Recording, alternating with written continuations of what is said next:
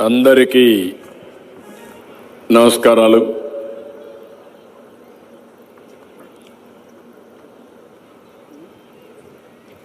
ఈరోజు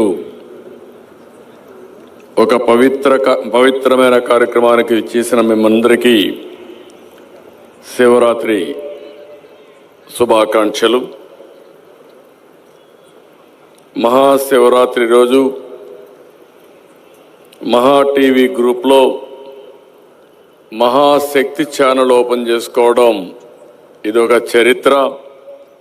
ఈ సందర్భంగా ఎవరైతే ఈ మహా శివరాత్రి సందర్భంగా ఈ ఛానల్ ఓపెన్ చేస్తున్నామో మహా టీవీ సిబ్బందికి అందరికీ పరమశివుని ఆశీర్వాదాలు ఎప్పుడూ ఉండాలని మరొక్కసారి శివుణ్ణి ప్రార్థిస్తున్నాను. ఈరోజు మనందరం చూస్తే స్వామీజీ కైలాసానందగిరి మహారాజ్ వారిని తలుచుకుంటేనే వారితో ఉంటేనే ఎంతో శక్తినిచ్చే పరిస్థితి. దీక్షతో కుంభమేళా ఘనంగా నిర్వహించి ఈరోజు చివరి రోజు మహాకుంభమేళా ఈరోజు ఇక్కడికి రావడం అనేది ఒక చరిత్ర. అలాంటి పవిత్రమైన వ్యక్తితో కలిసి ఈ మహాశివరాత్రి వేడుకలు ఇక్కడ జరుపుకోవడం నా పూర్వ జన్మ సుకృతంగా భావిస్తున్నా. ఆ మహానుభావుడి ఆశీస్సులు మనందరిపైన ఉండాలని మరొక్కసారి శివుణ్ణి ప్రార్థిస్తున్నాను. ఈరోజు మహా టీవీ వంశీ నాకు బాగా ఐడియా ఉంది. ఆయన్ని చూస్తే ఒక మామూలుగా ఆంధ్రజ్యోతిలో ఒక చిన్న రిపోర్టర్గా జాయిన్ అయ్యాడు. అక్కడి నుంచి మహా టీవీ ఏర్పాటు చేశాడు. అంతేకాకుండా ఎంటర్టైన్మెంట్ ఛానల్ పెట్టాడు. ఇవన్నీ చేసిన తర్వాత ఈరోజు మహాభక్తి ఛానల్ని ఏర్పాటు చేసి చరిత్ర సృష్టించాడు. దానికి మీ అందరి తరపున వారిని మనస్ఫూర్తిగా అభినందిస్తున్నా. I wish him all the best. ఇది ఒకసారి చూస్తే ఓసారి చిన్న చిన్న వ్యక్తులు కూడా అసాధారణమైన శక్తివంతమైన శక్తిగా తయారయ్యే అవకాశాలున్నాయి. దానికి కారణం వంశీకృష్ణ గారు కష్టపడడం, పట్టుదల, తెలివితేటలు ఇవన్నీ పెట్టుకొని ముందుకొచ్చాడు. నేను చాలాసార్లు చూశాను. ఎక్కడ చూసినా భయం అనేది లేదు. నమ్మిన సిద్ధాంతం కోసం గట్టిగా నిలబడే తత్వం ఉండే వ్యక్తి, భయం అనేది లేకుండా నిర్మోహమాటంగా నచ్చిన సిద్ధాంతాన్ని ప్రజలకు తెలియజేసే వ్యక్తి వంశీ అని చెప్పి కూడా నేను తెలియజేస్తున్నా. మనం అందరం టీవీ చూస్తూ ఉంటాం, అందరూ భయపడతారు. కానీ ఎప్పుడు కూడా వంశీ ఎవరికి భయపడడు. ఏదొచ్చినా వీరోచితంగా పోరాడి అనేక సవాళ్లు ఎదుర్కొన్నారని చెప్పి కూడా నేను మీకు తెలియజేస్తున్నాను. అయితే ఈరోజు మనం చూస్తే ఈ టీవీ ద్వారా ప్రజా చైతన్యం చేస్తున్నారు. విలువలను కాపాడే కార్యక్రమానికి కూడా ముందుకు పోయే పరిస్థితికి వచ్చారు. ఈరోజు మనం అందరం చూస్తే ఈరోజు చాలామంది ఉద్యోగస్తులు కావచ్చు, వ్యాపారస్తులు కావచ్చు, కడకు పరీక్షలు రాసే పిల్లలు కావచ్చు, అందరిలో కూడా టెన్షన్ ఎక్కువైపోతూ ఉంది. ఆ టెన్షన్ చూస్తే ఒకసారి మనం అందరం కూడా ఒత్తిడిని తట్టుకునే పరిస్థితిలో కూడా లేవు. అలాంటప్పుడు మనం అందరం ఆలోచించి ఒకటే, దేవుణ్ణి మీద భారం వేసి దేవుణ్ణి తలుచుకున్నప్పుడు ఒక మనోనిబ్బరంగా ముందుకు పోతాం. అదే మనం అందరం ఈరోజు చేసే పని అని చెప్పి కూడా నేను మీకు తెలియజేస్తున్నా. ఈరోజు మనం ఇంకొకసారి చూస్తే ఎన్నో ఆధునీకరణమైనటువంటి వైద్యశాలలో అనేక మార్పులు వచ్చాయి. ఒకప్పుడు మనం చూస్తే ఏదైనా చిన్న ఆపరేషన్ వచ్చినా అమెరికాకు పోయే పరిస్థితి నుంచి ఈరోజు రియల్ టైంలో ఆర్టిఫిషియల్ ఇంటెలిజెన్స్ కూడా ఉపయోగించుకొని మెరుగైన సేవలు అందించే పరిస్థితికి వచ్చాం. కానీ మనశ్శాంతి మాత్రం ఏ వైద్య పరికరాలు కానీ మెడిసిన్స్ కానీ ఇచ్చే పరిస్థితి లేదని చెప్పి కూడా నేను మీకు తెలియజేసుకుంటున్నాను. దీనికి ఒకటే పరిష్కారం, దేవుని దగ్గరనే మనశ్శాంతి దొరుకుతుంది. టెక్నాలజీలో మనం ముందుకు పోతున్నాం, లేకపోతే మెడికల్లో ముందుకు పోతున్నాం.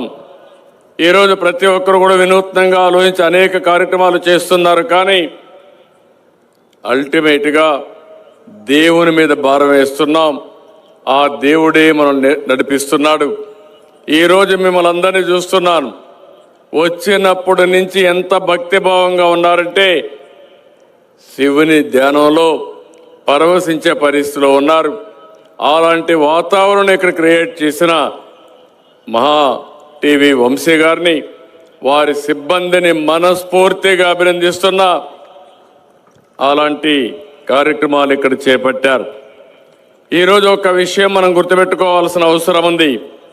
శాస్త్రవేత్తలు కూడా ఎన్నో ఇన్నోవేషన్ చేసిన తర్వాత ముందు దేవుని దగ్గరికి వెళ్ళి దేవునికి నమస్కారం పెట్టుకొని వాళ్ళ ప్రయోగాలు చేసే పరిస్థితి వస్తున్నారంటే అల్టిమేట్గా మనం చేసే ప్రతి ఒక్క పనిని కూడా నడిపించే ఏకైక శక్తి భగవంతుడు అని చెప్పి కూడా నేను మీకు తెలియజేస్తున్నా. అలాంటి భగవంతుడిని మనందరిలో ప్రేరేపించే వాతావరణం తేవడం కోసం ఈరోజు వంశీ గారు మహా భక్తి ఛానల్ తీసుకొచ్చారు.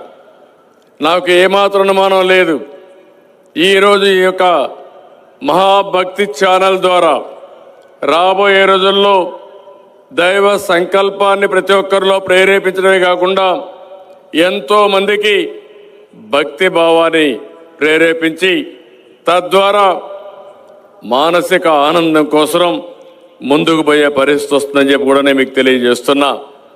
ఈరోజు మనందరూ ఒక్కసారి ఆలోచించుకోవాలి. ఒక మంచి జరగాలన్నా, ఒక కష్టంలో ఉన్నామన్నా భగవంతుని కోరుకుంటాం. భగవంతుడి మీద భారం వేస్తాం. భగవంతుడు ఏ ఫలితం ఇచ్చినా ఆ ఫలితాన్ని తీసుకుని మనం ముందుకు పోయే పరిస్థితి వస్తుంది. అందుకనే ఈరోజు ఎన్డీఏ ప్రభుత్వం దేవాలయాలపైన శ్రద్ధ పెట్టాం. 8 నెలల్లో మీరు చూస్తున్నారు, ప్రతి ఒక్క దేవాలయంలో పవిత్ర భావంతో పూజలు చేయడమే కాకుండా ఆలయాలన్నీ సమగ్రంగా పనిచేసే విధానానికి కూడా శ్రీకారం చుట్టామని చెప్పి కూడా నేను మీకు తెలియజేస్తున్నాను. ఈరోజు నేను ఇక్కడుండే మిమ్మల్ని అందరినీ ఒకటే కోరుతున్నాను. మన పిల్లలకు ఆధునిక పరిజ్ఞానం చాలా ముఖ్యం, టెక్నాలజీ కూడా చాలా ముఖ్యం. అవన్నీ కూడా సంపద సృష్టించడానికి పనికొస్తాయి. కానీ మనలో కావలసిన మానసిక ఆనందం ఏమాత్రం కూడా మనలో బాధలు లేకుండా ఉండాలంటే ఆధ్యాత్మిక చింతన కూడా అవసరం. అది రావాలంటే ఇలాంటి దేవాలయాలు తప్ప ఎక్కడా సాధ్యం కాదని చెప్పి కూడా నేను మీకు తెలియజేస్తున్నా. నేను చాలా కార్యక్రమాలకు వెళ్ళాను, కానీ ఈ ప్రశాంత వాతావరణం చూస్తూ ఉంటే నేను ఇటీవల ఎన్ని టెన్షన్లు ఉన్నాయో అన్నీ మరిచిపోయి మళ్ళీ ఒక శక్తిని తెచ్చుకొని ఇక్కడి నుంచి వెళ్ళే పరిస్థితికి వస్తామని చెప్పి కూడా నేను మీకు తెలియజేస్తున్నా. ఎందుకు నేను ఈ మాట అన్నానంటే ఇటీవల మీరు అందరూ చూస్తున్నారు, ఆర్థిక ఇబ్బందులు ఇంత మునుపు యాంకర్ గారు చెప్తున్నారు. ఒక పక్క మీరు మా మీద ఎన్నో యాస్పిరేషన్స్ పెట్టుకున్నారు. నిన్నే మా మిత్రుడు పవన్ కళ్యాణ్ గారు కూడా ఇక్కడికి వచ్చి ఇక్కడ ఇనాగరేట్ చేసి వెళ్ళాడు. ఈరోజు మేము ఒకటే ఆలోచిస్తున్నాం, అటు కేంద్ర సహకారం కూడా తీసుకుంటున్నాం. ఈరోజు మీరందరూ నా మీద, పవన్ కళ్యాణ్ గారి పైన, నరేంద్ర మోడీ గారి పైన నమ్మకం పెట్టుకుని అచంచలమైన గెలుపునిచ్చారు. ఆ గెలుపు నా జీవితంలో ఎన్నో ఎన్నికలు ఫేస్ చేశాం, కానీ ఈసారి ఒక హిస్టారికల్ ఎలక్షన్ జరిపించే పరిస్థితికి వచ్చారు. అదే సమయంలో ఈ ప్రభుత్వం పైన మీరు ఎన్నో ఆశలు పెట్టుకున్నారు, మీ జీవితాల్లో వెలుగు తేవాలనుకున్నారు.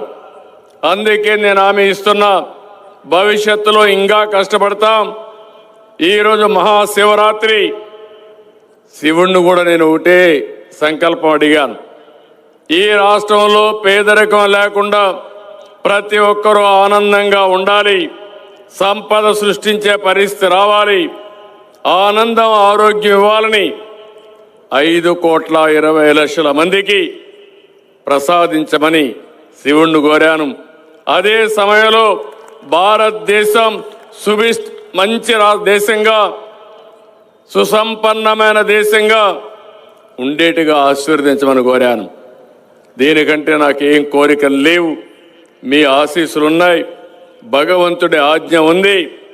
ఇలాంటి మంచి కార్యక్రమాలు చేసే వారందరికీ ఎప్పటికప్పుడు అండగా ఉంటామని మరొక్కసారి మీ అందరికీ తెలియజేసుకుంటూ, ఈరోజు మరొక్కసారి నిరంజని పీఠాధీశ్వర్ స్వామీజీ శ్రీ శ్రీ శ్రీ మహామండలేశ్వర్ కైలాసానందగిరి మహారాజు గారిని భక్తి పూర్వంగా వారికి మనస్ఫూర్తిగా నా శిరస్సు వంచి నమస్కారాలు తెలియజేసుకుంటూ, అలాంటి మహనీయులు మనతో కలవడం, వారి సాన్నిధ్యంలో ఈరోజు శివ పూజ చేశాను. మన ఇక్కడ ఒక ట్రస్ట్ పెట్టారు. ఆ ట్రస్ట్ చూస్తే ఎంత డివోషన్తో చేశారంటే, ఒక్క పైసా ఆశించకుండా భక్తి భావంతో శివుని నామధ్యేయంతో ఒక బ్రహ్మాండమైన స్ఫూర్తినిచ్చే విధంగా పూజలు చేశారు. వారిని కూడా మనస్ఫూర్తిగా, ఆ ఫౌండేషన్ని మనస్ఫూర్తిగా అభినందిస్తున్నా. మీరు కూడా గట్టిగా చప్పట్లు కొట్టి ఆశీర్వదించమని మిమ్మల్ని అందరినీ ప్రార్థిస్తున్నా.